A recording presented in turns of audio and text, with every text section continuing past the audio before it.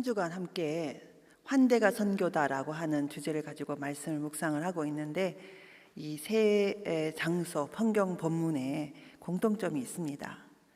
지난주에 저희들이 다루었던 본문은 동굴이었습니다. 그리고 이방 땅 동굴 속 아둘람 동굴이었죠. 이번에는 또 이방 땅 시돈이라는 곳에 있는 사렙다라고 하는 곳으로 갑니다. 다음 주에는 절망하고 있는 예루살렘을 떠나 낙심하고 있는 엠마오로 가는 사람들을 이제 다시 말씀으로 살펴볼 것입니다. 환대가 선교다라고 하는 말에 이 반복되고 있는 세 장소에 공통점이 있는데, 그 공통점이 뭐냐 하면 바로 주변부라고 하는 것입니다. 그래서 오늘 저희들이 함께 그리고 다음 주까지 생각해 보고자 하는 이 환대가 진정한 환대가 선교가 되는, 가짜 환대가 아니고 진정한 환대가 선교가 될 수 있는데, 그것이 일어나는 장소는 주변부입니다. 그래서 그 주변부에서, 뜻밖의 장소에서 하나님이 어떻게 하나님의 일을, 환대를 통해서 하나님의 선교를 이루어 가시는지 본문을 살펴보는 그런 시간들을 우리가 이어갑니다. 함께 잠시 기도드리고 말씀을 보도록 하겠습니다. 하나님 아버지, 부족한 종을 오늘 세워주셨습니다. 하나님, 이 말씀을 들어야 하는 하나님의 백성들이 오늘 이곳에 모였습니다. 작고 연약한 자 말씀을 들고 섰습니다. 두렵고 떨립니다. 주님께서 저에게 주님 준비한 말씀을 온전히 잘 전할 수 있는 지혜와 능력 허락하여 주시고, 이 말씀을 듣는 주의 백성들 그리고 저에게도 주님 큰 은혜로 함께하여 주시옵소서. 감사드리며 예수님 이름으로 기도드립니다. 아멘. 사렙다라고 하는 곳은 이방 땅 시온의 한 마을이었습니다. 시돈에 가뭄이 찾아왔고, 이 가뭄이 모두에게 힘들지만 여러분 아시는 대로 사회적 어려움이 찾아올 때는 그곳에서 가장 연약한 자들이 가장 먼저 타격을 받습니다.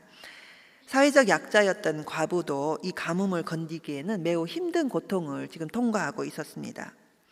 하루는 이 과부에게 하나님의 음성이 들렸는데, 오늘 본문 17장 앞쪽에 17장 9절에 보면 엘리야에게 내가 그곳에 과부에게 명령하여 너에게 음식을 주게 하였다, 이렇게 명령을 했다는 부분이 나옵니다. 이 말은 이 여인에게 누군가가 찾아올 것이고 그 사람을 환대해라 라고 하는 명령을 이제 받았다라고 하는 것입니다. 나그네가 되어서 찾아오는 이방 사람을 환대해라라고 하는, 그리고 음식을 주고 돌봐줘서 집으로 들려서 잘 돌봐주라라는 명령입니다. 정확하게 어떻게 이 여인이 그 하나님 여호와 하나님의 음성을 깨달았는지 알 수는 없지만, 분명한 것은 여호와 하나님이 이 이방 여인에게 메시지가 전달되었다라고 하는 것입니다. 근데 그 일이 금방 일어난 것 같지는 않습니다. 엘리야가 숨어 지냈던 그 그릿 시냇가라고 하는 그 당시에 그 시점에 엘리야가 있었던 곳이 그릿 시냇가였고, 거기서부터 시돈, 이 과부가 있는 이 시돈까지는 약 110km에 해당이 되는 거리라고 합니다. 그래서 현재 이 아합 왕으로부터 피해서 도망하고 있는 도망자 신세로 있는 엘리야가 실제로 낮으로 길을 계속 걸어가기는 힘들었을 것이고, 그래서 사람들이 없는 곳에 몰래 이동을 했을 가능성이 있기 때문에 아마도 몇 달이 걸렸을 가능성이 있습니다.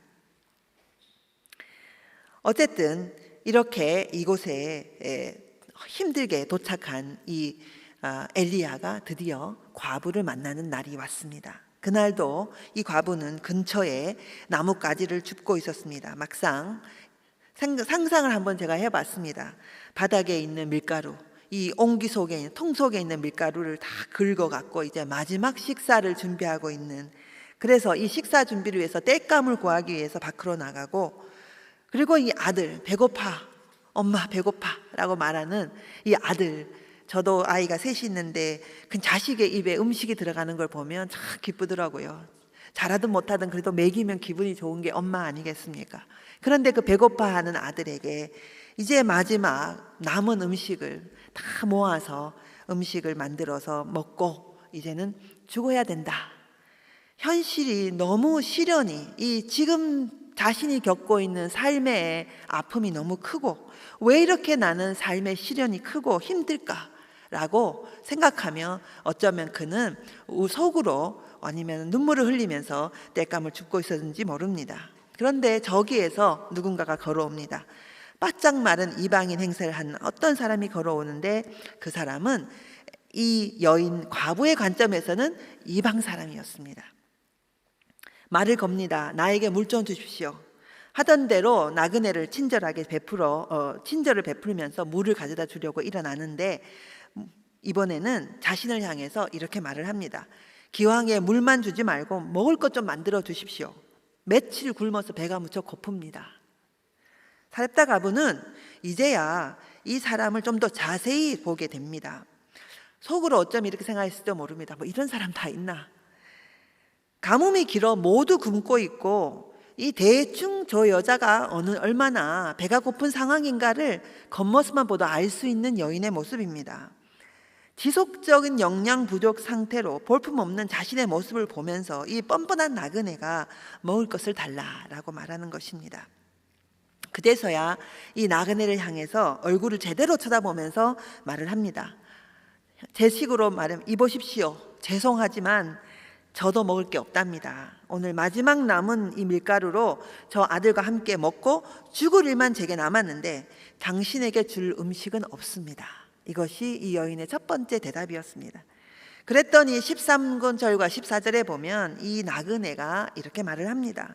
두려워하지 말고 먼저 그 남은 것으로 빵을 만들어서 나에게 가져다 주십시오. 그리고 만약에 그 남은 것으로 그래도 남는 것이 있으면 당신과 당신의 아들이 위해서 음식을 만들어서 먹으십시오. 이스라엘의 하나님 여호와께서 이 땅에 비를 내리시는 날까지 밀가루통에 밀가루가 떨어지지 않을 기름병에 기름이 마르지 않을 것입니다. 그제서야 이 여인은 그 나그네를 돌봐주라. 말도 안 되는 얘기지만 얼마 전에 들었던 그 마음에 울림이 있었던 나그네를 환대하라라고 하는 그 메시지가 기억이 나고, 과부는 이 거지 행색하고 나그네, 자기 백성도 아닌 이방인이 나그네가 말도 안 되는 얘기를 하고 있지만 기왕에 죽을 일, 기왕에 굶어 죽을 일, 한 끼 굶는다고, 한 끼 더 굶는다고 빨리 죽거나 더 늦게 죽거나 뭐 큰 차이가 있겠나라고 생각을 하고 자신에게 남겨져 있는 모든 것을 제공하기로 결심하게 된 것입니다. 그리고 마지막 식사를 이거 먹고 죽으려고 했던 바로 그 마지막 식사, 자신과 아들의 생존을 위해 준비한 이 마지막 식사를 나그네에게 내어준 것입니다. 이 본문을 제가 주목하게 된 계기가 있습니다. 지난주에 제가 말씀드렸는데 저는 6년 전에 남편을 하늘나라로 보내게 됐습니다. 과부가 되어보니 과부 심정을 안다고. 그전에는 사실 성경에 과부가 그렇게 많은지 몰랐습니다. 그런데 성경에 과부가 상당히 많이 등장하는 것을 알게 됐습니다. 그리고 상당히 괜찮은 여자들이 많더라고요. 그래서 주목해서 봤습니다. 저를 빗대어 여기 나와 있는 사렙다 과부가 이렇게 했구나. 잠깐 지난주에 아주 지나가듯이 말씀드렸지만 저희 남편은 53세의 나이에 하늘나라로 갔습니다. 그리고 2개월 반 만에, 투병 생활 2개월 반 만에 갑자기 세상을 떠나게 됐습니다. 가족들에게 얼마나 큰 충격이었을지 여러분 상상이 가실 것입니다. 특별히 저에게 큰 충격을 줬는데 그 사연이 좀 있습니다. 저는 하나님에 대한 원망이 그때 너무 컸습니다. 하나님 이럴 수가 없습니다. 하나님 이거 너무하지 않습니까? 저는 한국에서 교수 생활을 하고 있었고 남편은 미국에서 개척교회 목회자로 사역을 하고 있었습니다. 이렇게 살게 된 이유는 부부가 사이가 나빠서가 아니고 무슨 사연이 있어서가 아니고 오직 하나님이 허락하신 소명의 길이라고 생각했기 때문에 결단을 하고, 남편도 너무 기쁜 마음을 하라 그랬고 저 자신도 남편의 그늘에서 편하게 살고 싶었지만 하나님의 뜻이라고 믿었고 남편의 지속적인 권면 때문에 그렇게 결정을 하고 지냈습니다. 소명을 따라 살았던 그 세월의 결과가 고작 이것인가? 이렇게 빨리 죽다니 말도 안 된다. 저는 깊은 좌절감을 느꼈고 무엇보다 하나님이 원망스러웠고 죄책감이 들었습니다. 육신적 죽음 못지않게 저는 제 영혼의 죽음을 경험하는 시간들이었습니다. 물론 그 기간을 지나면서 제가 믿음을 잃지 않기 위해서 안간힘을 썼고 성도의 죽음이라고 하는 그 주제에 대해서 많은 묵상을 하면서 그 시간들을 이겨낼 수가 있었습니다. 마지막 남편이 유언을 남겼을 때에 저희 세 자녀에게는 한 명 한 명을 가리켜서 예수님 잘 믿어라라는 동일한 유언을 남겼습니다. 그리고 마지막으로 제게 유언을 남겼는데 그 유언의 핵심은 본인이 못다한 목양의 책임을 아내인 나에게 목사로서 그 일을 감당해 달라고 하는 그 부탁이었습니다. 그래서 살아있는 저에게는, 그리고 남은 가족들에게는 그 유언에 대한 답변을 제 삶으로, 남은 생애에 그것을 삶으로 보여주는 일이 저에게 남은 것입니다. 갑작스러운 죽음을 통해서 저는 그때에 깨달은 것이 있는데, 이렇게 건강한 사람이 순식간에 죽을 수 있구나. 그리고 너무 순식간에 빨리 일어날 수 있는 것이구나. 그리고 나 또한 언제 나의 삶이 갑자기 끝날지 모른다는 사실을 알게 됐고, 오늘 내가 할 수 있는 하나님이 기뻐하는 일, 하나님이 원하는 일을 마음껏 하는 것만이 내 오늘 나에게 주어진 가장 중요한 일이다라는 생각을 하게 됐습니다. 그 이후에 약 3년이 지난 후에 정확하게 2020년 3월에 코로나가 아주 시작이 돼서 난리가 났던 그 지점에 저희 친언니가 코로나로 초기 희생자가 되었습니다. 저는 언니가 너무나 어이없이 병원 치료를 못 받고 죽음을 맞이하게 되는 그런 상황이 이제 직면하는 것을 보고, 정말로 이렇게 갑자기 죽을 수가 있는 것이구나 하는 것을 다시 깨닫게 됐습니다. 삶과 죽음이 종이 한 장 차이구나 하는 것을 순식간에 깨달았습니다. 다시 한번 주님이 제게 정신 차리라고 말씀해 주시는 것 같았습니다. 이 세상에 언제 한순간 바로 가자라고 하면 떠나야 되기 때문에, 그러면 내가 오늘 살아있으면, 목숨이 붙어 있으면 무엇을 할 것인가라는 또 다른 주님의 질문을 받은 셈이었습니다. 저의 형부는 50년 넘게 동행했던 배우자를 치료를 제대로 못하고 병원으로 가지 못했기 때문에 죽음을 맞이했던 그 모습 때문에 자책하며 충격과 슬픔 속 헤어나지 못했습니다. 그런데 바로 그 지점에 제가 3년 전 그 가족, 사랑하는 배우자를 하늘나라 보냈다는 그 경험이 가족들에게는 위로의 원천이 된다는 사실을 알게 됐습니다. 저는 제가 할 수 있는 최선을 다해서 절망적 아픔 속에 있었지만 회복한 부활 소망이 무엇인지, 그리고 삶의 참다운 의미가 무엇인지를, 왜 우리가 여전히 삶을 진지하게 살아야 하는지, 뜨겁게 이어가야 하는지를 저의 형제들에게, 저의 가족들에게 증언했습니다. 물론 그것은 언어적 소통보다 훨씬 더 많은 비언어적 소통으로 가족들에게 증언을 했습니다. 그때에 제가 제가 할 수 있는 선행, 내가 할 수 있는 선행, 환대가 선교가 될 수 있구나라는 것을 처음 깨달았습니다. 이후에 제가 많은 묵상을 하면서 제가 슬픔을 경험했을 때에 저를 환대해 줬던 그 작은 공동체가 나를 다시 살려냈구나 하는 것을 알게 됐고, 우리 가족을 다시 살려냈구나 하는 것을 알게 됐고, 그래서 그 삶을, 남편의 삶을 이어갈 수 있도록 힘을 줬던 그 교회 공동체야말로 나에게 베푼 그 환대를 통해서 내가 새롭게 선교자로 살아갈 수 있게 만들었기 때문에 환대가 선교가 될 수 있구나 하는 것을 알게 된 것입니다. 그때쯤에 제가 이 본문을 우연히 읽게 된 것입니다. 그런데 이상하게도 제가 같은 처지여서 그런지 과부 이야기가 저를 떠나지 않고 계속 제 머릿속에 남아 있었습니다. 그리고 이 본문이 새롭게 읽히는 것입니다. 과거에 이 본문을 읽을 때 주인공은 엘리야였었습니다. 그런데 막상 제가 과부가 되고 보니 이 본문의 주인공이 엘리야가 아니었습니다.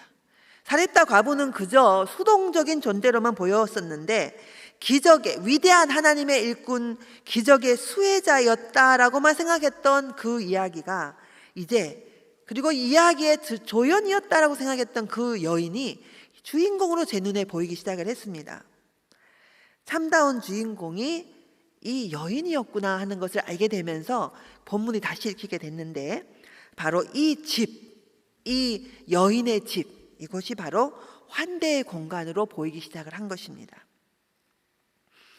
인생의 가장 낮은 지점, 이거 먹고 죽어야지 라고 했던 바로 그 가장 어려운 지점, 지난주에 인생의 가장 어려운 지점, 더 이상 갈 곳이 없어 가장 처절한 지점까지 미친 사람 흉내 냈는데도 불구하고 그것도 부족해서 더 무덤 현장으로 내려갔던 다윗처럼 이거 먹고 죽어야지 라고 하는 이 여인의 가장 처절한 지점에 있었던 바로 그 공간, 고단한 이방인 여행자를 나그네를 자기의 공간 안으로 들어와 머물게 하고 필요한 먹을 것을 제공해 줬던 바로 이 공간이 환대의 공간이었구나 하는 것을 알게 됐습니다. 그래서 저는 이 공간이, 그리고 이 여인이, 그리고 이 이야기의 진짜 핵심은 기적이 아니라 기적을 기대하지 않았으나 죽음을 각오하며 환대했던 이 여인의 희생, 이 여인의 헌신이 이야기의 핵심이라는 것을 다시 발견하게 된 것입니다. 이 이야기는 신약에 나와 있는 또 다른 여인의 이야기와 에코가 됐습니다. 옥합을 깨트린 여인. 본문에 나와 있는 옥합을 깨트리는 여인이 마르다의 동생 마리아라는 이야기가 요한복음에 나와 있고 다른 데는 이름이 없습니다. 그런데 이 여인이 얼마나 많은 장애물을 뚫고 본인이 예수님의 죽음을 기념하기 위해서 얼마나 많은 비난과 이 모욕적인 어떤 그런 비난들을 참아가면서 그 의식을 행했는지, 그리고 그 옥합을 깨뜨렸는지 본문을 보면 알 수가 있습니다. 여호와의 사자 엘리야를 위한 자기의 남은 음식을 모두 바친 것처럼, 그리고 이 마르다의 동생 마리아가 자기의 유일한 결혼을 준비하는 여성으로서 자기의 전 재산이라고 말하는 옥합을 깨뜨리는 그 헌신이 공명되는 모습을 보면서 저도 주님께 그렇게 전적으로 헌신하고 싶었습니다. 지난주에 제가 말씀드린 대로 아둘람의 집이라는 공간을 올해 초에 시작하게 됐는데, 말씀드린 대로 그것은 남편의 목숨값과 같은 남은 유일한 재산을 주님께 다 털어서 드린 것입니다. 이 공간은 지친 사역자들 위한 재충전의 공간으로 주님께 드린 것입니다. 고맙게도 우리 아이들이 자기의 몫을 다 바쳐줬고, 그래서 저희들은 이 일을 남편처럼 나는 혹시 실패한 목회자가 아닌가라는 질문을 던지고 있는 하나님의 일꾼들, 그 실패한 자가 아닌데도 불구하고 나는 실패한 것이 아닌가라고 사역을 하다 보면 그런 지점이 찾아옵니다. 그럴 때에 재충전이 필요하기 때문에 그들을 위한 공간으로 이것을 하나님께 바치게 됐습니다. 저로서는 정말로 큰 헌신이었습니다. 정말 모든 걸 다 바쳐서 하나님께 드리겠다라는 착한 생각이었습니다. 아이들도 동의해 줬기 때문에 정말 모든 것을 다 때려 넣었습니다. 있는 재산 다 넣고 미국에서 가져온 돈 다 넣어서 있었는데, 그래도 너무 중요한 일을 하기 때문에 그래도 기도를 제대로 해야 되겠다 생각이 돼서 제가 모세골을 올라갔습니다. 2월달 모세골에 올라가서 새벽에 기도를 하며 특별 기도를 하고, 하나님 정말 하나님이 원하시는 일이면 이렇게 하겠습니다 하고 마음을 먹고 기도하며, 기도하던 중에 받았던 바로 그 아둘람의 집, 그리고 환대와 독대의 공간이라는 이름이 하나님께서 주신 메시지로 제가 받은 것입니다. 그런데 그렇게 올라가서 기도하던 중에 신기한 경험을 제가 했습니다. 새벽 3시 반에 저는 이제 갱년기를 한참 지나고 있어 그런지 불면증이 심합니다. 그래서 늘 그렇듯이 밤에 잠을 못 자는데, 그래도 잠을 못 자면 뭐 하면 될까요? 기도하면 되지요. 그래서 그냥 내가 여기 기도하러 왔는데 3시 반에 깼으니 그러면 기도하러 가면 되지. 그리고 모세골에 가보시면 알지만은 그 촛불실이 아름답습니다. 새벽 3시 반에 얼마나 춥던지. 그래서 너무 추운 그 2월 달이었기 때문에 그 챗부실로 들어가서 저의 그 패딩 옷 그 큰 그거를 그냥 이불 삼아 뒤집어 쓰면서 거기서 기도를 했는데, 복음 묵상으로 관상기도라는 걸 잘 할 줄 모르지만 그래도 주님과 함께 깊은 기도로 한번 들어가고 싶다는 생각에 주워 들은 것은 있어서 그 기도하는 법을 가르쳐 주길래 그런 기도를 따라서 기도를 하고 있었습니다. 그런데 놀랍게도 기도가 다 끝난 다음에 아침 6시가 됐더라고요. 제가 그렇게 기도에 깊게 몰입하기는 처음이요. 정말 오랜만인 것던 것 같아요. 그런데 그때에 제가 아주 신기한 경험을 했습니다. 바로 이 마리아의 옥합을 깨뜨리는 것을 가지고 묵상 기도를 하고 있었는데, 그 옥합이 다 이렇게 보이면서 다른 장면들은 보이지가 않고 이 옥합의 장면으로, 물론 저는 그것이 어쩌면 제 마음의 상상이었을 수도 있습니다. 그런데 하나님께서 제 마음에 너의 옥합을 깨뜨려라 라는 그런 메시지를 주시는 것 같아요.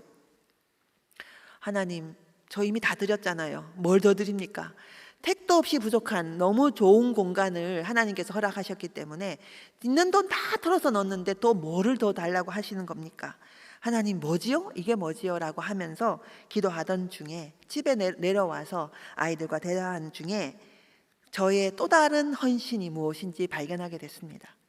그것이 제가 그 당시 학교의 도서관장을 맡고 있었고, 제 마음에, 그리고 가족들 모두가 해주는 말이 있었어요. 엄마, 마중물을 하나님께 먼저 마중물로 헌금을 해야 되지 않겠나? 라고 하는 자녀들의, 그리고 저의 마음에서부터 나오는 도전이었습니다.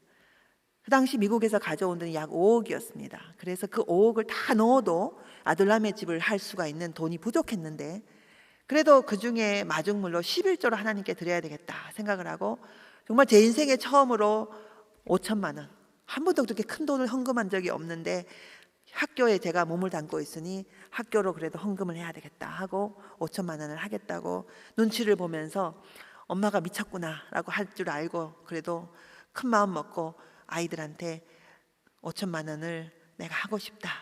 4억 5천이 남잖아요. 물론 거기에다 더 이제 때려 부어야 됩니다. 제가 여기저기 막 해야 되는 상황입니다. 그래서 했더니 제 큰딸이, 엄마 5천만 원이 뭐야? 1억을 해. 지금 생각해 보니까 자기 돈 아니라고. 그래서 저도 이거 대 돈이 아니지 않습니까? 좀 깨달은 게 있는데, 돈이 내 것이 되면 아까워요. 그런데 내 게 아니니까 안 아까워요. 하나님 거라고 생각하고 하나님께서 알아서 쓰신다고 생각하니까 좋은 일에 쓰고 싶더라고요. 그래서 1억을 헌금을 하게 됐습니다. 4억밖에 안 남았어요. 남은 돈은 택도 없이 부족합니다. 그래서 하나님께서 있는 재산을 다 털어서, 저에게 조그만 아파트가 하나 있는데 하나님께서 그 아파트마저도 다 털어서 내라고 하시는구나 하는 생각이 들어서 얼마나 울었는지 모릅니다. 하나님 좋아요. 제가 소리를 지르면서 아파트에서 좋아요. 제가 생각해도 미친 여자같이 행동을 했어요. 아이들이 보는 앞에서 엉엉 울면서 좋아요, 할 때까지 해보자고요. 제가 그렇게 하나님한테 소리를 지르고 그 집을 팔고 아둘람의 집을 마련하려고 결단을 했는데, 그렇게 결단을 딱 하고 나니까 기적이 거기서부터 왔어요. 결과적으로는 집도 안 팔고, 왜냐하면 집을 팔면 저는 사실 과로로 쓸어 죽을 거예요. 지금 양평에서 학교를 어떻게 왔다 갔다 합니까? 그런데 하나님께서 저의 헌신을 보시기를 원하신 것 같아요. 그래서 결국 그렇게 마무리가 됐습니다. 사렙다 과부가 경험한 것처럼 어려운 중에 헌신하니 하나님은 필요한 것을 그 이후에 채우시는 것을 제가 경험하게 됐습니다. 모든 것을 다 쏟아붓고 나니 아둘람의 집을 만들어 놓고도 겉만 있고 안에 채워넣을 방법이 없는 거예요. 아무것도 없는데 이걸 어떻게 하나, 아닌 말로 뭐 하나 살 돈이 하나도 없었는데, 하나님께서는 정말로 이곳에서 저곳에서 필요한 것들을 채워주셔서 기적같이 아둘람의 집이 시작이 됐습니다. 제가 이 교회를 오게 된 것은 사실은 김하수 목사님을 제가 잘 모릅니다. 그런데 김하수 목사님께 한 1년 전에 좀 특이한 요청을 제가 했습니다. 알지도 못하면서, 목사님 사실은 너무 큰 교회 목사님이시기 때문에 저 같은 사람 누가 알겠나 싶어서 감히 제가 요청도 안 하지만, 어떤 제 제자가 교회에 편지를 한번 써보라고 귀뜸을 해줘서 일단 한번 써보자, 믿음으로 써보자 하고 제가 아주 구구절절히 제 마음을 담아서 제가 하고 있는 아둘람 그란트 사역을 제가 한 푼도 가지는 게 아니라 그대로 흘려서 신진학자를 길러내는 일을 합니다. 그러니 이것을 좀 허락해 주십시오라고 편지를 썼는데, 그 편지를 보고 목사님이 설마 했는데 성도들 한 분과 어떻게 연결을 해갖고 너무나도 큰 돈을 헌금해 주셨습니다. 그때 제가 너무 충격을 받은 거예요. 그 첫 번 편지에 바로 대답을 주셔서 뭐 이런 일이 다 있나. 그렇게 만남이 시작이 됐고, 이번에도 아둘람의 집을 그냥 전화로 그냥 이 얘기 저 얘기 하다가, 그때도 사실 제가 평소에 전화를 하는 분이 아닙니다. 얼마나 바쁘신 분이잖아요. 저도 바쁜 사람이고요. 그런데 어떻게 그렇게 전화가 됐는지 모르겠는데, 제 딸 얘기도 하면서 이런 일이 있었다 저런 일이 있었다 얘기를 하는 중에 목사님께서 또 아둘람의 집을 교회에서, 제가 너무 감사드리는 게 주님의 교회가 아둘람, 여러분들은 아실지 모르지만 아둘람의 집 독대의 공간을 마련하는 데에 후원을 해주셨습니다. 그래서 그것이 가능해진 것입니다. 여러분들처럼 많은 분들이 보내주시는, 까마귀처럼 보내주시는 하나님의 일꾼을 통해서 놀라운 기적의 경험을 제가 하게 됐습니다. 여기 나와 있는 사렙다 과부도 참 신기한 경험, 나 이건 먹고 죽어야 되겠다라고 하는 그 절박한 순간에 자기의 것을 나눴을 때에 거기서부터 놀라운 기적이 일어나는 것처럼, 이 소중한 헌신이 과거형이 아니라, 성경에 나와 있는 것이 아니라, 저 여자 교수가, 저 여자 목사가 하는 것이 아니라, 저는 바라기는 여러분에게 일어나는 기적이 되기를 바랍니다.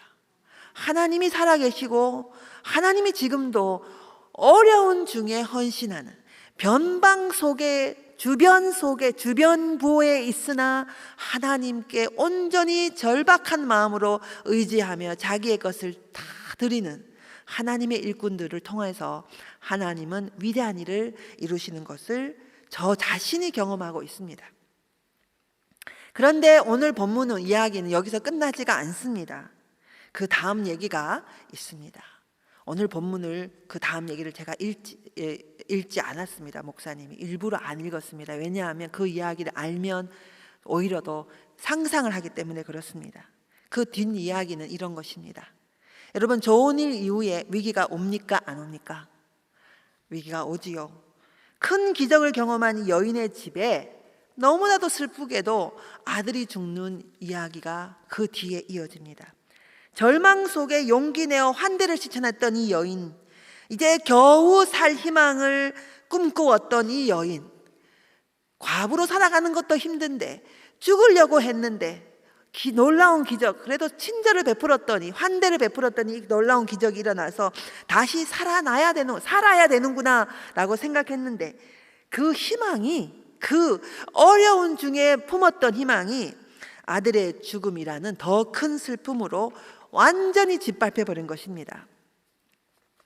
그런데서는 슬픈 속에 화가 난 과부는 엘리야를 찾아가 항의합니다. 하나님의 사람이요, 당신이 나와 더불어 무슨 상관이 있게 이 죄를 내 아들을 죽이려고 여기 오셨습니까? 진작에 죽이려고 했을 때 살려놓고 이제 와서 진짜 죽입니까? 이게 뭡니까? 이 항의는 하나님을 향한 항의였다고 봅니다. 하나님, 제가 이 낯선 하나님의 일꾼을 환대하는 것이 쉬운 줄 알았습니까? 그랬더니 이게 뭡니까? 죽음을 각오하고 희생했더니 그 결과가 이것입니까? 이 항의를 들은, 이 신음하는 이 항의, 저는 이것을 그냥 신음소리처럼 들리는 것 같아요. 과부의 절규 같습니다. 참으로 가슴 아픈 과부의 절규입니다. 이 항의를 들은 엘리야는 화를 내거나 떠나가 버리거나 하지 않고 오히려 더 같이 함께 항의하며 하나님께 기도하기 시작합니다. 환대받은 엘리야가 이제 이 여인을 위해서 기도로 환대하고 있는 모습을 볼 수가 있는 것입니다. 19절과 20절에 보면 엘리야가 아들을 달라고 하고 그 아들 품에서, 여인의 품에서 가지고 자기가 품고 자기의 다락으로 올라가서 침상에 누이고 하나님께 부르짖어 말하되, 내 하나님 여호와여, 주께서 내가 우거하는 집 과부에게 재앙을 내리사 그 아들 죽게 하셨나이까? 하나님께 항의하는 그런 기도를 올리고 있습니다. 아이의 생명을 위해 기도하는 엘리야는 마침내 하나님의 기적을 경험하게 됩니다. 이 모습은 여호와 하나님의 이해가 한층 더 깊어졌다는 것을 알 수가 있는 것입니다. 서로 간에 기도와 환대와 중보가 더 깊은 하나님 이해로, 더 깊은 하나님 신앙으로 나아가고 있다는 것을 알 수가 있는 것입니다. 하나님은 사람을 이제는 살리실 수도 있구나 하는 것을 알려주시는 하나님. 환대 공동체에, 이 환대 공동체, 이 집의 모든 구성원이 더 깊은 하나님의 신앙으로 나아가고 있는 모습을 볼 수가 있습니다. 여인이 하나님에 대한 신앙 고백 24절에 보면 더 하나님이 어떤 분인지 한층 더 깊어지는 모습을 볼 수가 있습니다. 엘리야 자신도 이 앞부분의 엘리야의 모습과 뒷부분의 엘리야의 모습이 발전하는 모습을 볼 수가 있습니다. 환대의 공간은 이제 성장하는, 믿음의 성장하는 공간으로 바뀌어가는 것을 볼 수가 있는 것입니다. 이스라엘 역사의 위대한 하나님의 일꾼이 이 이방 여인의, 보잘것없는 변방에 있는 이방 여인의 집에서 만들어져 가고 있는 것입니다. 여기 또 한 명의 인물이 있습니다. 바로 죽은 아들입니다. 이 죽은 아들은 살아난 이후에 아마도 너는 어떻게 살아났는지, 오늘 제가 황바울 목사님 얘기 들으면서 제가 깜짝 놀랐어요. 아시면 아시겠지만 황바울 목사님이 태어나면서 죽었다가 다시 살아난 목사님이라는 얘기를 제가 알았습니다. 그래서 그것을 중학교 때 처음 듣고 그때부터 자기를 헌신하고 흔들림 없이 지금까지 왔다는 얘기를 들었어요. 야, 나시린이 따로 없구나. 하나님이 아예 처음부터 죽였다가 살리고, 그리고 너는 특별한 사람이야 라고 처음부터 그렇게 했거든요. 이 아이도 그랬을 것 같아요. 엄마가 늘 너는 이랬던 사람이야, 너는 이랬던 사람이야, 그 얘기를 듣고 자라난 유대 전승에 의하면 그가 바로 엘리사였을 것이다 라고 얘기를 하고 있습니다. 이 작은 보잘것없는 공간이 환대의 공간이 되었고, 사람을 보듬어 안고 돌봐줬던 그 공간이 이제 위대한 하나님의 일꾼들을 길러내는 곳이 되었습니다. 저 또한 좋은 일 하려다가 아이가 아픈 경험을 하게 됐지 않습니까? 이번에 아둘람 집을 시작하면서 사렙다 과부의 경험처럼 제 딸이 암이 걸리는 경험을 하게 됐습니다. 환대의 사역을 저의 사명으로 생각하고 모든 것을 다 쏟아붓고 그것도 부족해서 하나님 제가 마중물로 이것도 드립니다라고 더 내고, 그것도 돈이 부족하니까 제가 은행 빚은 안 지고 싶어요 하나님. 그랬더니 다행히 은행 빚은 안 지고 우리 아이들 돈을 다, 우리 아이들이 뭐 그냥 있는 돈 없는 돈 다 자기들이 벌은 돈 다 모으고, 그리고 이 집을 판 사람에게 돈을 덜 주고 제가 이 집을 삽니다. 그리고 그 돈, 그분에게 빚을 져서 그분이 이 기적 같은 일이 일어나게 됐는데, 그리고 2달 만에 지난 6월에, 그러니까 제가 이 아둘람의 집을 4월에 사게 됐고 2월에 기도하고 4월에 완전히 완료하고 6월에 저희 아이가 갑상선 암 3기 발병한 것을 알게 됐습니다. 어떤 사람은 갑상선 암은 순환암이다 이런 말을 합니다. 그런데 당사자와 그 가족에게 순환암이라는 없습니다. 충격 그 자체였습니다. 저희 가정은 특별히 암이라는 단어는 금기어입니다. 아버지가 너무 갑작스레 돌아가셨기 때문에 또 암이라니 말도 안 된다. 그리고 아까 말했던 그 착한 일을 마음을 먹었던 그 아이가 오히려 엄마 우리가 1억을 내자, 엄마 아들남의 집을 하자라고 했던 그 아이가 암 통보를 받았다니까 너무 기가 막히고 화가 났습니다. 어이없는 통보를 받으면서 그제서야 사렙다 과부의 심정을 조금 더 이해할 수 있었습니다. 저도 하나님께 항의했습니다. 하나님 너무하지 않습니까? 저희 가정에 이거 또 이러십니까? 제가 아둘람의 집을 드리는 것이 부족했습니까? 제가 1억 드리는 것도 부족했습니까? 그게 쉬웠다고 생각하십니까? 제가 그렇게 고통당하는 게 좋으십니까? 하나님 선한 분 맞습니까? 그 항의는 욥의 항의 같은 항의였습니다. 제가 욥기를 더 깊게 묵상했는데 요즘처럼 욥이 말하면서 항의하는 그 본문들이 와닿는 시기가 잘 없었던 것 같아요. 욥은 자기가 너무 억울했기 때문에 하나님이 불의하다라고 말을 합니다. 그리고 저 또한 그런 잘못을 저지르고 있었습니다. 제 자신의 슬픔을 이기지 못해서 하나님이 불의하십니다 라고 말하기도 했었습니다. 그래서 제게 독대의 시간이 필요했던 것입니다. 주님의 뜻을 조금이나마 깨달아 가고 있습니다. 조금씩 주님이 왜 이렇게 하셨는지 알아가고 있습니다. 만약에 제가 아둘람의 집을 시작하면서 딸이 아프지 않았더라면 이렇게 절실하게 고통받는 사람의 마음을 제대로 공감할 수 있었을까? 아니요. 저는 아마 자식이 아픈 부모의 심정은 몰랐을 것입니다. 자식을 미리 먼저 하늘나라 보낸 부모의 심정은 아마도 몰랐을 것입니다. 조금 이해할 수 있게 되었습니다. 아둘람의 집이 특별히 주변부에서 절망하는 하나님의 일꾼들을 환대하는 일을 하는 일이기 때문에 이들의 고통을 진심으로 공감할 수 있도록 하나님께서 허락하신 일이다, 이렇게 생각을 하게 됐습니다. 참다운 환대자로 저를 사용하시고자 더 깊은 환대의 자리로 저를 이끄신 것이다, 이렇게 생각합니다. 이 경험을 통해서 저는 아둘람의 집에 있는 주모라고 저 스스로를 말합니다. 이 별명에 걸맞는 하나님의 일꾼으로 성장시키기 위해서 하나님이 저를 훈련하시고 있는 여정 중에 있습니다. 사렙다 과부의 집에서 일어난 환대 공동체가 새로운 생명을 일으키고 하나님 이해의 더 깊은 차원으로 들어간 것처럼, 그래서 하나님의 일꾼들을 만들어 세워나간 것처럼 아둘람의 집에도 더 깊은 환대의 사역이 일어나도록 주님께서 저를 변화시키고 있는 것입니다. 이제 말씀을 마무리하면서 제가 여러분에게 권면드립니다. 사렙다 과부가 자신을 전부 드린 것처럼, 그래서 타인을 향한 환대를 실천하신 것처럼, 작은 일이지만 저 또한 몸부림쳐서 노력했던 것처럼 여러분들도 하시기 바랍니다. 여러분들이 가진 것이 많아서 나의 것을 남겨두고 흘려보내는 일은 진짜 환대는 아닙니다. 그런데 주변부로 남아있어서 가진 것이 없어서 절박해서 더 이상 할 수 있는 것이 없다라고 생각되는 그 지점에서 해보십시오. 그러면 여러분 놀라운 하나님의 역사를 경험하게 되실 것입니다. 저는 이 주님의 교회가 환대 공동체가 되기를 바랍니다. 진짜 환대 힘에 지나도록. 목사님께 제가 대화하면서 조금 들었습니다. 이 교회가 정말로 흘려보내는 일을 많이 하기 때문에 굉장히 재정적으로 타이트하게 운영을 하신다는 얘기를 듣고 너무 기뻤습니다.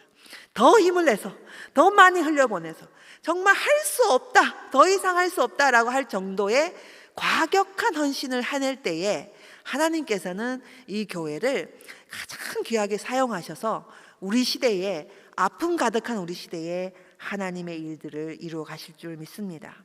그리고 그뿐 아니라 하나님에 대한 더 깊은 이해로 우리가 나갈 수가 있습니다. 하나님이 어떤 분인가?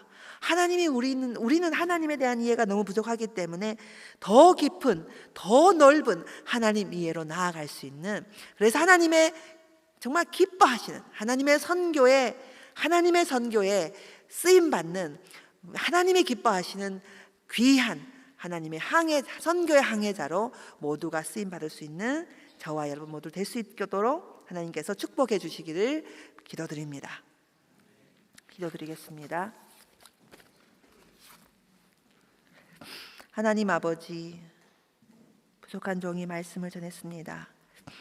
하나님, 우리는 부족하지만 몸부림치며 성경에 나와 있는 하나님의 일꾼들처럼 살아내려고 하고 있습니다. 주님, 그러나 어떨 때는 좌절하고 어떨 때는 부족해서 또 실패하기도 합니다. 하나님, 그러나 그럼에도 불구하고 몸부림쳐 봅니다. 하나님, 그 몸부림침처럼 하나님, 이곳에 있는 하나님의 일꾼들, 그 현장과 그 이유와 사연은 다 다르지만 동일하게 우리도 몸부림치며 하나님의 선교에 동참하는 우리 모두가 될 수 있도록 역사하여 주시옵소서. 감사드리며 예수님 이름으로 기도드립니다. 아멘.